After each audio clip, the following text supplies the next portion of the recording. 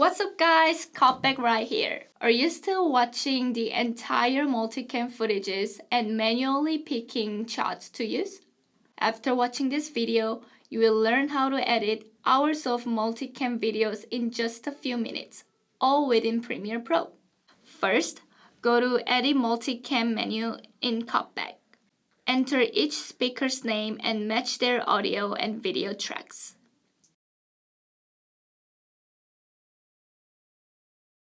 Adjust the video track priority to set how often you like for each speaker to appear.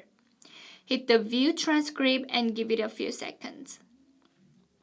Now your video is fully transcribed with speaker names and track numbers for each clip. You can skim through the timeline without watching the whole video.